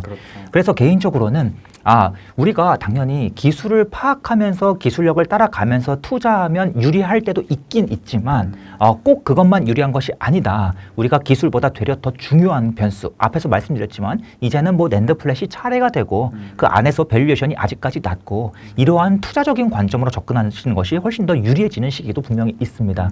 그런데 지금 바로 어떤 시기인가? 지금은 반도체 상승 사이클이 시작하는 초입 단계가 아니라 이미 초입을 지나서는 단계입니다.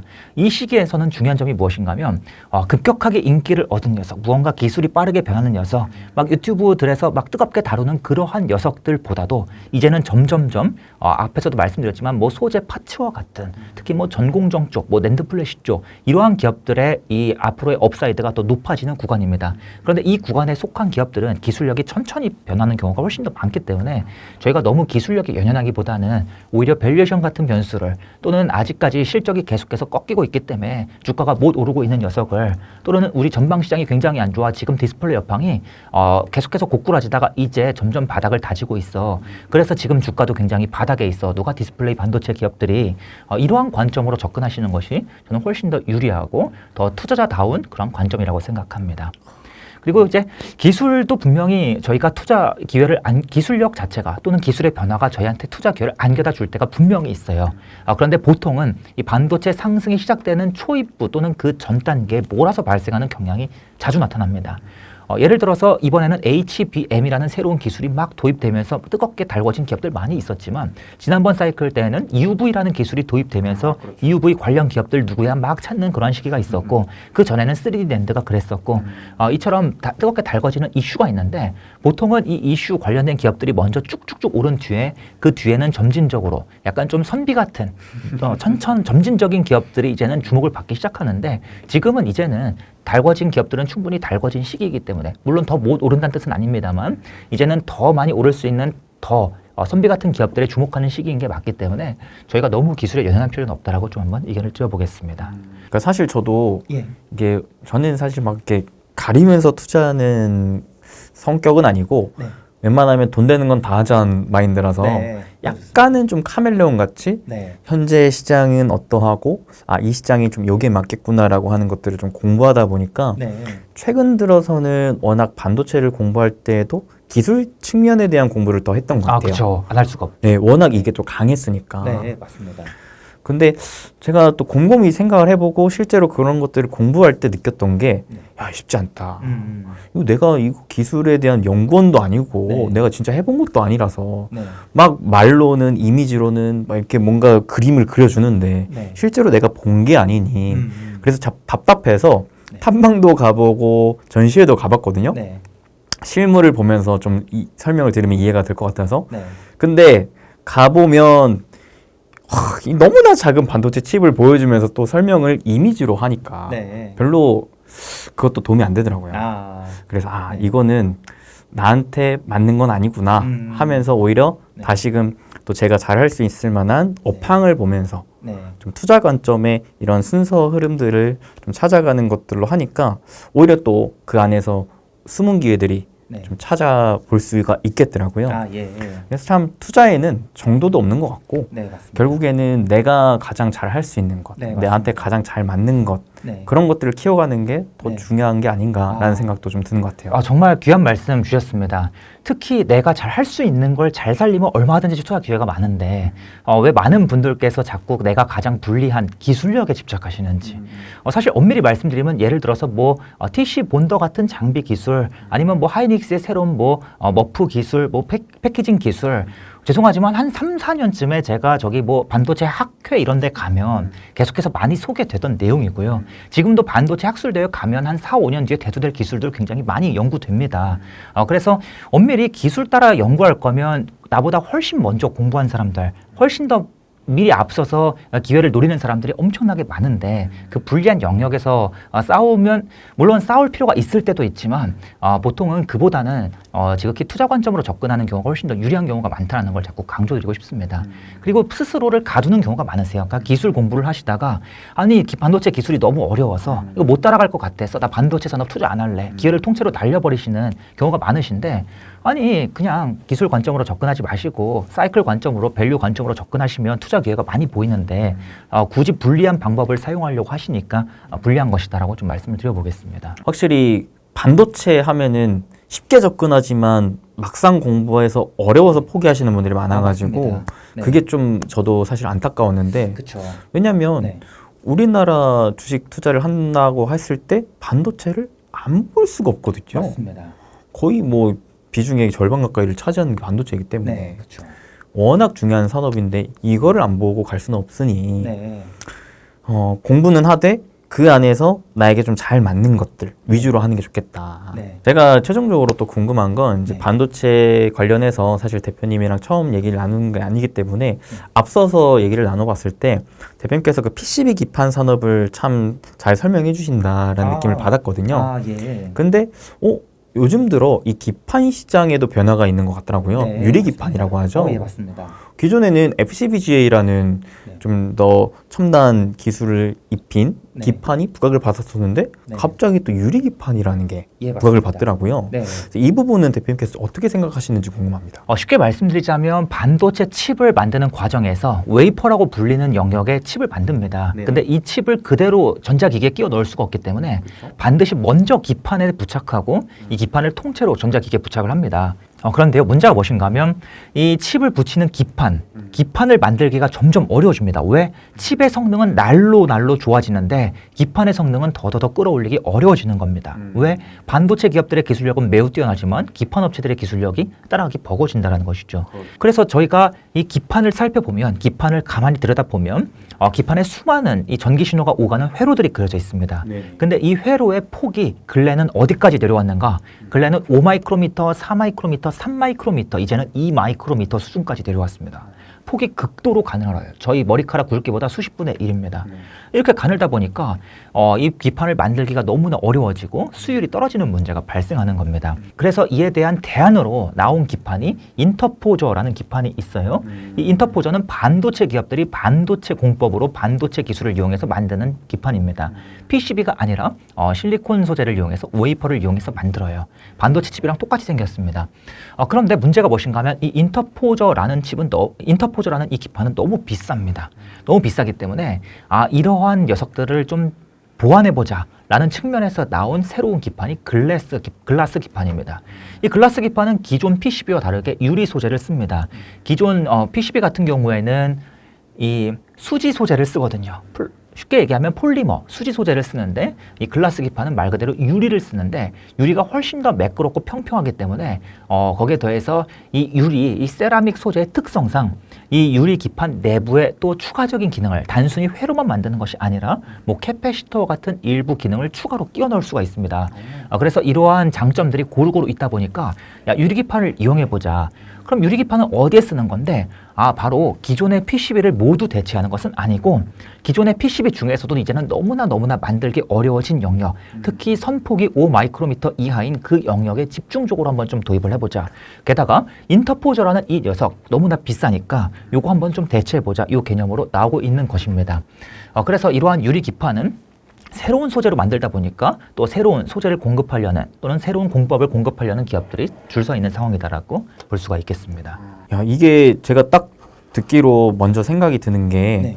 반도체도 만드는 8대 공정에 있어서 예.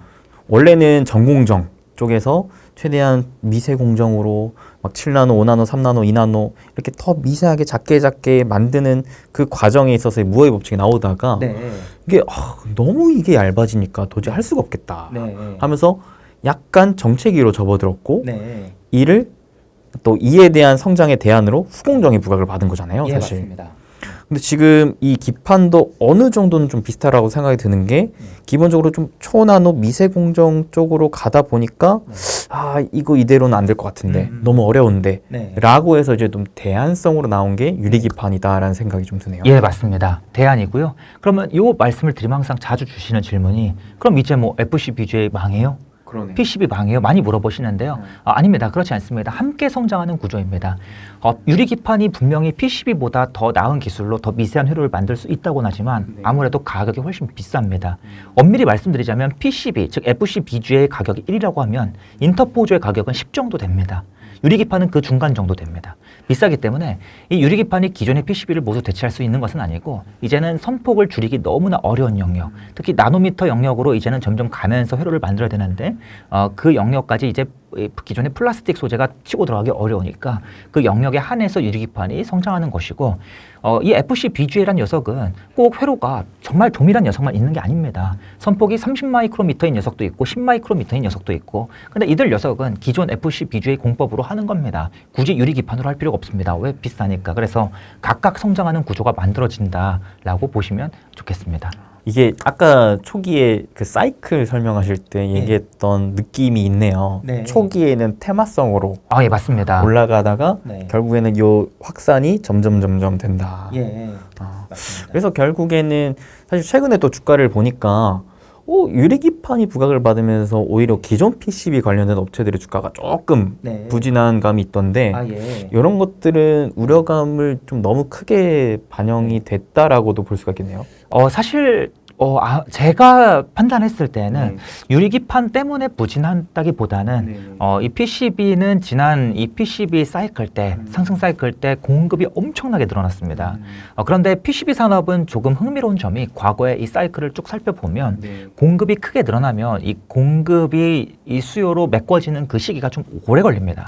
반도체는 금방금방 메꿔지지만 우리 이제 증설 그만해 공급 그만 늘려 하는 순간 이제 1년 정도 지나면 이 공급을 축소한 효과가 나타나지만 PCB는 그 이상 한 3, 4년 이상까지도 나타날 수 있는 그런 영역에 속해 있습니다.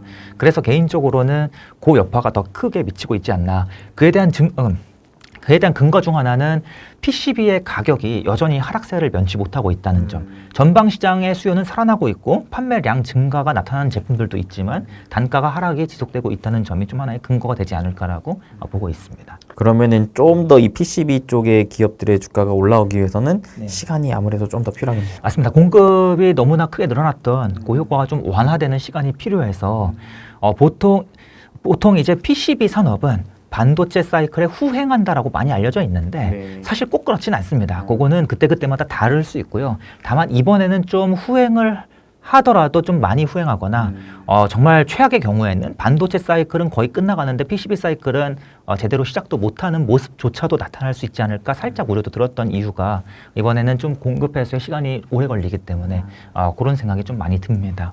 그럼 대표님 이 유리기판 관련된 기업들을 그래도 공부해보는 건 좀 좋다 볼 수 있을까요? 개인적으로는 공부 관점으로 물론 이 영상을 보시는 분들 중에는 나는 테마주도 거침없이 들어갈 거야. 뭐 급등하는 기업 다 따라잡을래 라고 생각하시는 분들도 계시겠지만 제 투자 성향상 저는 테마주 투자를 일절하지 않고요. 또 주변에도 일절 추천드리지 않습니다. 그런 관점에서는 아직은 좀 매수매도 관점보다는 공부 관점으로 접근하시는 게 유리하다고 말씀드리는 이유가 무엇인가 하면 아니 호돌이님 테마 유리기판 관련주 누가 있어요? 라고 물어보시면 전 뭐라고 항상 답변을 드리냐 누가 있어요? 라고 물어보시기 전에 그들 기업의 이 유리기판 매출이 언제부터 발생해요? 요거를 먼저 물어보시는 게 맞다. 왜? 그 이유가 무엇인가? 기업들의 주가는요 크게 두 번 오릅니다. 언제 오르냐? 당연하게도 기업들의 실적이 본격적으로 폭발적으로 늘어나기 직전에 한번 크게 오르고요. 또 한 번은 언제 오르는가? 그보다 훨씬 앞서서 테마성으로 크게 쭉 올랐다 쭉 빠집니다. 예를 들어서 미래의 폐배터리 산업이 크게 커질 것이라는 걸 모르는 사람이 아무도 없죠. 하지만 그 시점은 2028년 이후부터 아직은 한참 남은 시점 이후부터입니다. 그럼에도 불구하고 주가는 한 4, 5년 앞서서 미리 한번 크게 쭉 올랐다가 쭉 빠집니다. 테마성으로 기대감으로 한번 쭉 오르는 경향이 나타난다는 것이죠.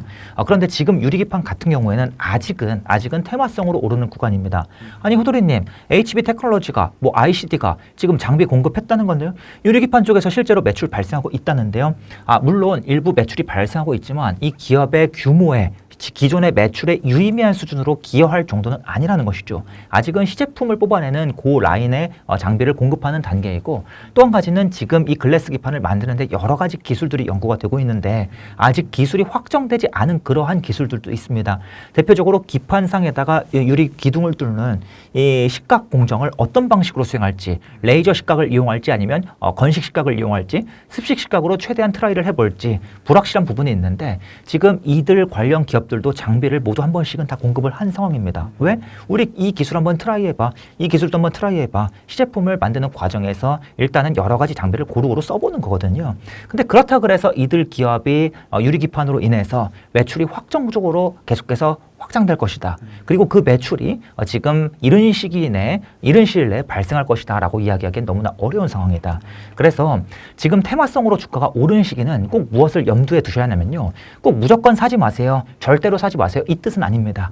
이 뜻은 아니고요. 다만 주의하실 점은 지금 이 주가가 오르는 이유가 테마로 오른다라는 것을 일단 이 점은 꼭 아셔야 합니다. 왜 그런가 하면 테마성으로 주가가 오르면 문제가 무엇인가 하면 이 주가가 언젠가는 다시 한번 빠지는데 빠졌다가 이후에 이 유리기판 실적이 본격적으로 크게 기여하기 시작할 때 다시 크게 오르는데 지금 요 빠지는 요 시점 때 언제 빠질지 어느 시점까지 테마로 오를지 저희가 예측할 수가 없습니다. 그럼 무슨 문제가 생기냐면 주가가 쭉 올랐다가 이 테마가 이제 쭉쭉 단물이 빠지고 쭉 이제 급락하기 시작할 때 얼마 전에 온디바이스도 그랬지 않습니까? 그렇죠. 쭉쭉 빠지는 이 과정에서 이게 테마야라고 생각하시는 분들은 야 테마 꺼진다 빨리 나가자라고 생각하시면서 매도를 하십니다. 하지만 나는 이게 테마인지 된장인지 똥인지 모르고 그냥 들어가신 분들은 야 유리기판 성장할 거래만 이 이야기만 계속 들으시고 이 내용만 계속 찾아보시면서 되려 매수로 접근하십니다. 야 성장하는데 빠지면 오히려 찬스지. 그렇게 해서 이제 3년 이상을 물리게 되는 거죠. 근데 이 구간을 버티기 매우 어렵거니와 보통은 이 떨어지는 과정에서 레버리지를 끌어와서 또 추가로 매수하시기 때문에 보통은 시장에서 퇴출된다는 것이죠. 그래서 내가 테마인지 알고 들어간다면 빠져야 할 시점을 훨씬 더 내가 더 유연하게 빠져나올 수 있다는 점을 좀 강조드리고 싶습니다. 이 얘기는 유리기판만의 이야기가 절대로 아닙니다. 과거에 수많은 새로운 기술들이 나왔고 수많은 기술들이 나올 때마다 저는 수많은 분석들을 했었고 또 데이터도 끌어모았었습니다. 재밌는 점은 새로운 기술이 등장해서 이 기업이 폭발적으로 성장하기 전에 대략 한 4, 5년쯤 전에 분명히 테마성으로 크게 한번 올랐다 떨어지는 그런 경향이 자주 나타난다.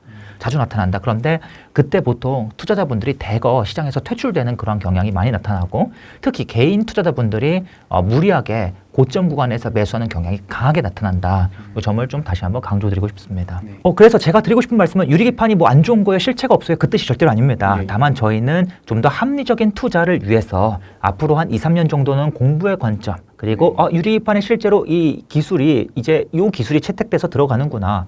레이저 방식보다는 뭐 건식시각 기술이 좀 더 주된 기술로 방향을 잡아가는구나. 거기에 더해서 AMD가 애매하게 뭐 2026년에서 7년쯤 기판을 도입하지 않을까 요 기사만 지금 나오고 있는데 슬슬 시간이 지날수록 우리 구체적으로 2028년에 무슨 제품부터 유리기판을 씁니다. 그 구체적인 이슈가 점점 나오기 시작하는구나. 그런 걸 자꾸 체득해 나가시는 즉 공부의 관점으로 지금 한 2, 3년을 보내시면 분명히 나중에 이 실적 급등을 앞두고 기업들의 주가가 정말 크게 본격적으로 상승을 시작할 때 그때 여러분께서 누구보다 앞서서 기회를 잡으실 수 있을 거라 생각합니다.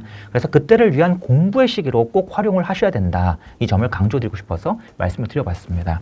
항상 지금은 워낙 또 이 산업이 계속 바뀌어가는 새로운 시대의 국면이기 때문에 맞습니다. 계속 끊임없이 새로운 기술 막 이런 것들이 나오잖아요. 네, 맞습니다. 그렇다 보니까 초기에는 또 막 이게 하나의 테마군으로 형성이 되면서 야 관련주 뭐야 하면서 막 타올랐다가 네. 당장 안 한다는데 당장 이거 돈 못 번다는데 쑥 또 빠졌다가 네. 야, 이제부터 본격적으로 돈 번대 하면 이제 실질적으로 돈 번 애들부터 네. 이제 본격 2차 성장 랠리가 나오는 것처럼 그렇죠. 맞습니다. 이런 흐름들이 참 많은 것 같아요. 2차 전지만 보더라도 전고체 배터리도 그런 것 같고요. 맞습니다. 말씀해 주셨던 폐배터리도 그런 것 같고요. 맞습니다. 결국 우리가 투자 관점으로 좀 더 안정적이면서도 장기적인 방향성을 본다면 네. 가장 중요하게 말씀하셨던 이 기업이 그래서 이걸로 돈을 언제부터 본격적으로 벌기 시작하는데 네. 라는 거에 좀 포커싱을 맞추면서 네. 차근차근 좀 공부해 나가면 좋겠다라는 생각을 좀 가져보게 네. 되네요. 그리고 지금은 저는 또 이 시장 관점도 보니까 지금은 저는 개인적으로 본격 실적 장세가 돌입했다라고 생각이 들거든요. 네. 워낙 우리나라 경기도 이미 좀 회복 구간을 지나갔기 때문에 네. 더 이상은 이제 금융 장세가 아니라 좀 더 실적 장세라고 생각을 해봤을 때 네. 단순한 기대감으로 올라가기보다는 좀 더 현실적인 실적을 좀 바탕으로 하는 종목군들이 좀 강할 것 같다는 생각을 해요. 네. 당분간은. 네. 그런 관점으로도 너무 막 테마주 쪽으로 네. 좀 쏠리는 매매를 하기보다는 네. 충분히 좀 실적이 바탕이 되면서도 저평가되는 기업들 위주로 네. 좀 모아가는 투자가 좋지 않을까라는 생각도 좀 가져보는 것 같습니다. 예, 맞습니다. 과거에 수많은 데이터를 살펴보면 주식시장의 분위기가 확 좋았다가 확 꺼진 이후에 일정한 기간 동안 굉장히 저평가된 기업들이 많이 나타납니다. 확 수가 급격하게 불어났는데 이들 기업이 본격적으로 실적이 확장되는 구간에서 재평가를 받으면서 쭉쭉 오르는 기업들이 자주 나타나는데 특히 이번 1분기 실적 발표도 그러한 모습을 나타낼 거라고 보고 있고요. 특히 또 한 가지 제가 드리고 싶은 말씀은 1분기 같은 경우에는 기대감이 가장 높은 시기입니다. 보통 저희가 새해 계획을 연말에 세우지 않습니까? 네네. 마찬가지로 증권사에서도 연말이 끝날 때 내년 막 전망을 하면서 수많은 산업과 기업들을 굉장히 좋게 평가하는데 특히 그 지금 1분기 때 굉장히 이 고평가되어 있는 기대감이 만발한 그런 기업들이 많습니다. 그러다 보니까 이 시기에 이제 무엇이 중요해지냐면 실적을 발표했는데 기대만 못하더라. 이게 알려지기 시작하는 기업들도 나타나지만 야 기대감이 그렇게 높았는데 더 좋은 실적을 내더라. 이러한 기업들이 더 주목을 받는 시기이기도 합니다. 그래서 좀 더 저희가 이번 실적 발표를 또 한번 좀 더 면밀히 들여보고 그 안에서 기회를 찾는 것도 굉장히 중요하겠다고 말씀을 드려보겠습니다. 또 대표님이 그래서 매 분기마다 실적 발표의 시즌을 되게 또 알차게 보내시잖아요. 예, 맞습니다. 이 실적 발표 때 제가 항상 200개에서 300개, 요즘에 250개, 350개 정도의 기업을 살펴보는데요. 그 기업들 중 일부 살펴보는 기업들, 그들 일부 살펴보는 내용을 제가 블로그에도 공유 드리지만 또 실적이 계속해서 좋아지는 기업들 리스트를 또 블로그와 텔레그램에서 공유 드리고 있습니다. 그 점도 한번 참고해 보시고요. 중요한 점은 단순히 실적이 좋아졌어, 매출이 증가했어, 영업이익이 증가했어, 그러니까 좋아가 아니라 이 실적이 혹시 이제부터 본격적으로 증가 구간으로 바뀌는 건 아닌지, 앞으로 더더더 2년, 3년 이상 팽창될 수 있는 그러한 기업은 아닌지 이 부분을 좀 집중적으로 계속 염두하시면서 기업들을 살펴보시면 훨씬 더 유리한 기업들을 빠르게 쳐낼 수 있다라고 모을 수 있다라고 한번 좀 말씀드려보겠습니다. 혹시 그런 기업 최근에 뭐 보셨던 거 힌트가 있을까요? 지금 이제 1분기 실적 발표 시즌은 초입이기 때문에 저도 이제 본격적으로 보기 시작하는 단계고요. 보통 제가 실적 시즌 때 글을 한 7차례에 걸쳐서 기업들 이야기를 푼다라고 하면 아직은 첫 번째 글을 이제 쓰기 시작하는 단계라고. 그래서 제가 지금 이제 살펴보는 기업들은 제가 최대한 블로그에 공유 드리도록 하겠습니다. 또 마무리 단계가 되시면은 혹시 또 그때 기회가 되시면 또 한번 방문해 주셔가지고 풀어주시면 너무나 감사할 것 같습니다. 예, 알겠습니다. 저 끝으로 이번에 이제 또 반도체 투자 원칙이라는 또 책을 또 집필해 주셨는데 이게 여러 가지 반도체 산업들의 되게 세부적인 내용들을 다 담아 주셔가지고 반도체 투자에 관심 있으셨던 분들께는 되게 도움이 될 만한 책이라고 저는 느꼈거든요. 감사합니다. 대표님께서는 어떤 생각을 가지고 이 책을 좀 저술하셨는지도 궁금하네요. 일단 먼저 반도체 종류가 굉장히 많은데 이 반도체마다 수혜의 시기가 다르고 또 수혜의 강도가 다르고 꼭 또 이 반도체가 먼저 수혜를 받지만 다음 반도체가 뒤이어서 기회가 온다는 그 점을 계속해서 강조하고 싶었고요. 또 한 가지는 무조건 기술력이 중요한 게 아니다. 기술력 덕분에 투자할 수 있는 경우도 분명히 있겠지만 오히려 기술력이 뒤처져 있기 때문에 투자에 기회가 생기는 경우도 많이 있다. 이러한 좀 투자자분들의 오해를 해소하고자 좀 많은 내용들을 넣어봤습니다. 그래서 정말 감사하게도 많은 구독자 여러분께서 이 제 책을 좀 좋게 봐주셨는데요. 혹시 아직은 제 책을 잘 모르시는 분들께서는 또 많은 관심을 가져주시면 대단히 감사드리겠습니다. 네, 이렇게 해서 오늘 우황재 대표님 모시고 또 반도체 관련해서 다양한 이야기 나눠봤습니다. 여러분들께서 반도체 투자에 관심이 있었는데 다음 스텝은 어떤 식으로 좀 공부를 해보면 좋을까에 대한 부분 오늘 이 영상을 통해 많이 정리가 되셨을 것 같으니까요. 다음에 또 그 기회의 주인공들이 여러분들이 되시길 응원하는 마음으로 대표님과 함께 인사드리며 마무리하겠습니다. 여러분 행복 되세요.